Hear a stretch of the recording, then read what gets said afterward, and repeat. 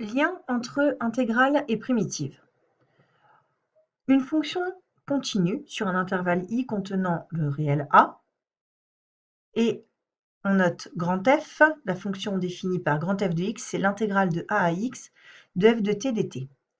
Alors grand F est l'unique primitive de petit f définie sur i et qui s'annule en a. Démonstration.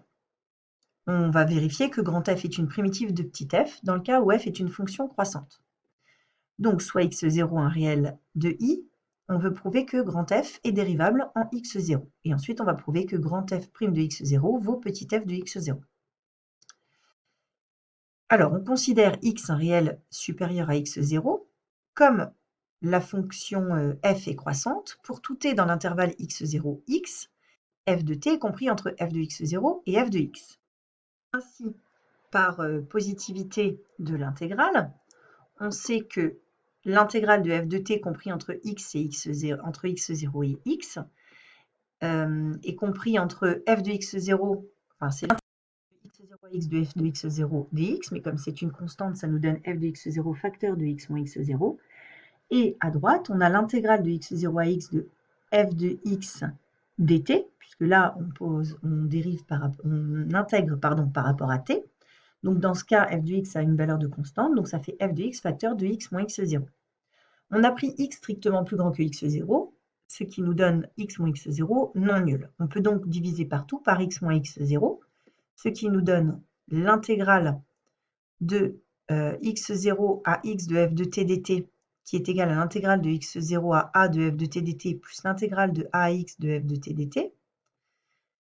C'est donc aussi l'intégrale de moins l'intégrale de a à x0 de f de t dt plus l'intégrale de a à x de f de t dt.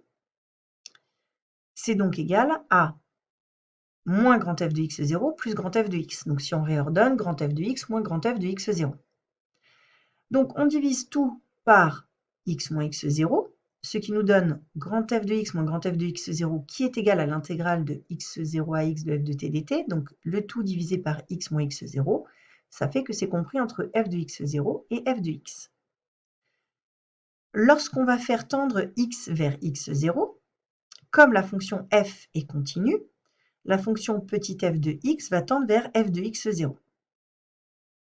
On passe donc à la limite dans l'encadrement, et donc la limite de grand f de x moins grand f de x0 sur x moins x0 quand x tend vers x0, cela nous donne à gauche f de x0, à droite f de x0, donc par le théorème des gendarmes, cette limite est égale à petit f de x0. Et ceci, c'est la définition du fait que f soit dérivable en x0 et que grand f' de x0 vaut petit f de x0. Si x est inférieur ou égal à x0, on effectue un raisonnement analogue en faisant juste la limite à gauche. Et ces deux limites donnent au final grand f' de x0 qui est égal à petit f de x0. Théorème fondamental. Soit f une fonction continue sur un intervalle i et contenant deux valeurs a et b, grand f une primitive quelconque de f sur i, alors l'intégrale de a à b de f de x dx s'exprime comme étant grand f de b moins grand f de a. On a bien précisé quelconque parce qu'au final, deux primitives d'une même fonction sont différentes d'une constante. Donc si on fait une fonction f plus une constante appliquée à la valeur b, moins une fonction f plus une constante appliquée à la valeur a, les deux constantes vont s'annuler. Donc on va avoir la même différence. Donc, d'après le théorème précédent, soit GA défini sur l'intervalle AB par l'intégrale de AX de f de t dt, on sait que c'est une primitive de f sur AB, et c'est celle qui s'annule en A. De plus, si f est une primitive de petit f, on sait qu'elle est distincte de GA à une constante près. Donc il existe un réel cas tel que, pour tout x de AB, grand f de x soit égal à GA de x plus k. Ainsi, si on fait grand f de b moins grand f de a, on obtient GA de b plus k moins GA de a plus k. Les k s'annulent, donc il reste GA de b plus k moins GA de a qui vaut 0, moins k. Il ne nous reste donc plus que GA de b.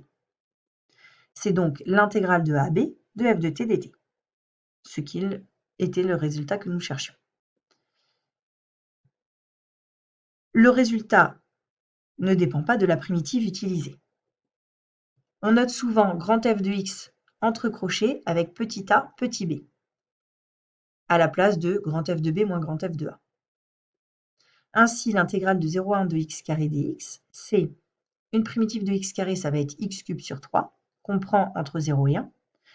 Donc x cube sur 3 en 1, ça fait 1 tiers, et x cube sur 3 en 0, ça fait 0. Donc on a 1 tiers moins 0 tiers, ce qui nous donne 1 tiers.